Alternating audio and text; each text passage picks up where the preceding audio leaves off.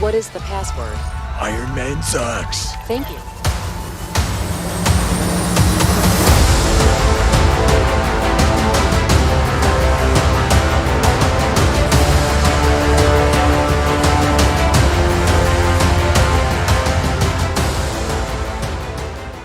This was the LEGO Batcave Shadow Box, but now it is our largest mock and alternative build ever on TNN Bricks. So a lot of things I really liked about the set are going to stay the same or be very similar. The functionality is still there, we added some extra cool details, and we really would love to have seen LEGO do something like this for our Batcave set at around $400. But we wanted to take it upon ourselves to create something new and encourage you guys to try this out with your Batcave Shadow Box.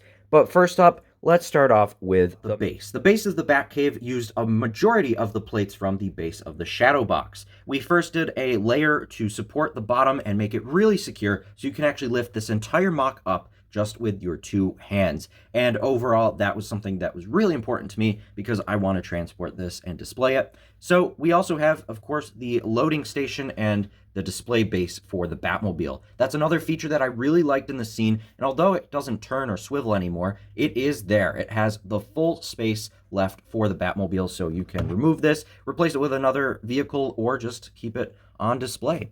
The elevator or lift for the door still works in a way, and you can actually fit this Batmobile right through there.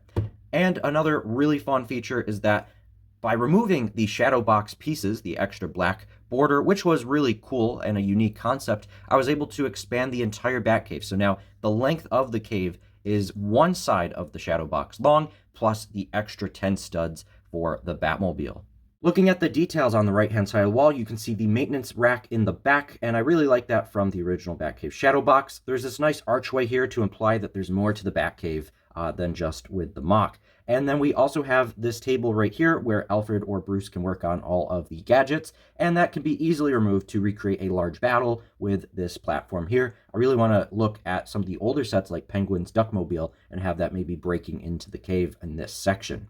Then we have on the left-hand side the ladder and stairs. This is another improvement over the Shadow Box where you really couldn't access all of the floors and details if you were a minifigure at this scale. So there's some steps up in a ladder that leads to the second floor and into Wayne Manor. Over to the left-hand side, we have this wall section here with some stalagmites or stalactites. I'm not too familiar on which is which, but I really like those builds in the original set. There's this large platform right here using those large support beams, and those actually aren't even resting on any studs. They are simply floating above the bricks, not really connected, and that is because I built that entire wall section at an angle, trying to do some LEGO geometry, and I really like how that came out. It took many different tries and iterations, but now we have it with the vault underneath. So this is a support column, these just rest, and this entire platform is resting at an angle above the studs. So kind of an illegal building technique, but it's still cool nonetheless. You can see here some more rocks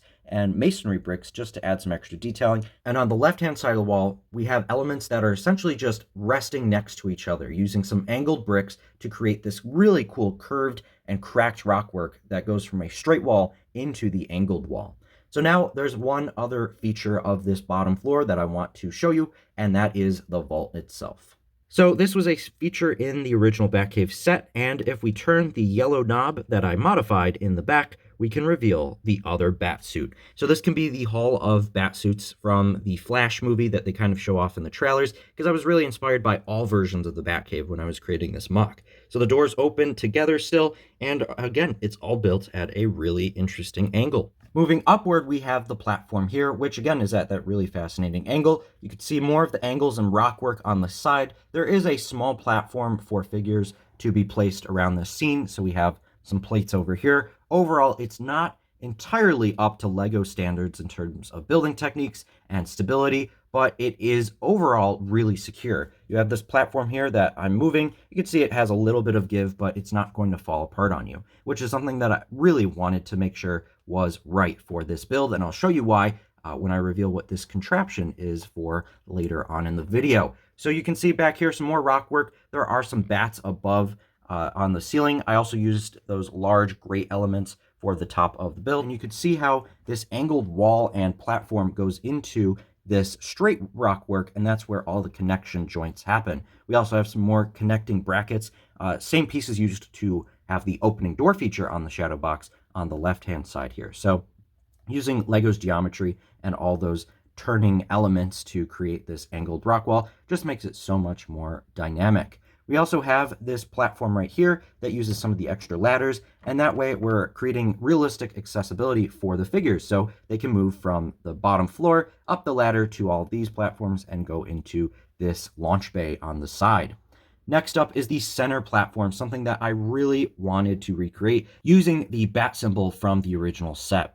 So we have this large platform here recreating the moment from the Flash movie trailer, and although that movie I haven't even watched, I did like, of course, the Michael Keaton Batman scenes that I've seen online, so I recreated that platform where he walks up and says his iconic lines. Above him are these chains right here with a light brick, and the bat up at the very top, you can press down and it will light up the brick, and it also looks like the 1x2 tile is lit up. So it lights up both the silhouette or symbol of the bat as well as Batman as he's standing above the Batmobile. I love how this part of the MOC turned out. Looking at the right-hand side of the wall here, we can see the ladder as it continues up and disappears into the rest of the cave. That's a really cool feature from the original set. And speaking of features from the original set, we have the Bat computer and the platform, which has essentially stayed the same. I literally ripped it out and put it right into the wall of this version of the set.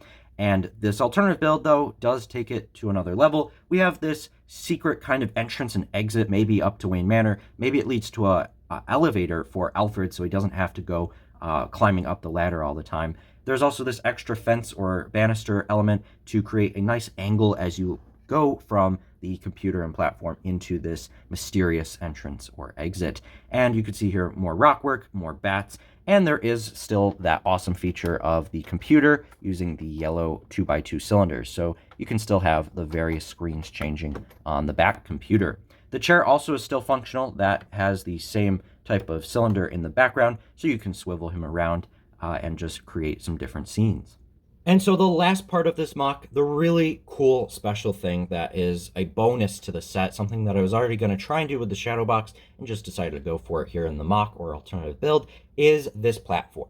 And that leads into the new August 2023 set, the Batwing. So on the back here, you actually get a wall mount piece so you can hang this up, but I thought let's make it actually work with Lego. So I use these two Technic elements here, and you can actually take the wall mount and attach your Batwing into the Batcave. You're darn right, whoa.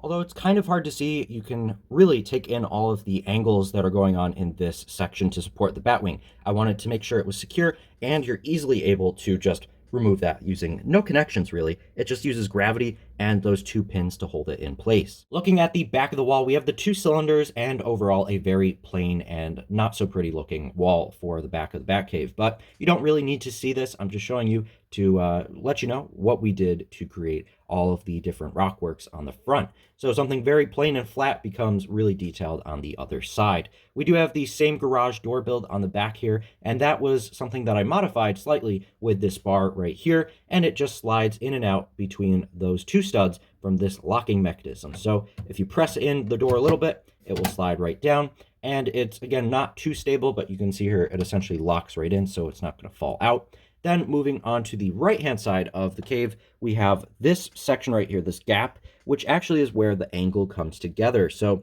that was something that was necessary to recreate all of the stuff on the front. And then this angled cylinder is actually the doors that unlock the vault. So that was a really cool thing to try and modify and fool around with. Then on the right-hand side here, we have the flame element stored in the rock work, just like the original set. That is going to wrap it up for today's video on the ultimate LEGO Batcave alternative build. I really like what LEGO did with the Shadow Box, but I really wish that was with a different theme, because after so many years of getting small Batcave playsets, I wanted a large direct-to-consumer Batcave, and what I created was it for me. So this is essentially the dream LEGO set. We not only have the Batmobile and all the gadgets, the computer, the suits, and the awesome vault below, but we can now store the Batwing in this scene as well. I really love the light brick, all the functionality of this, and I hope you guys do too. Be sure to, again, subscribe, comment below what's your favorite feature of this Batcave, and thanks so much for watching. We'll see you next time on TNN Bricks.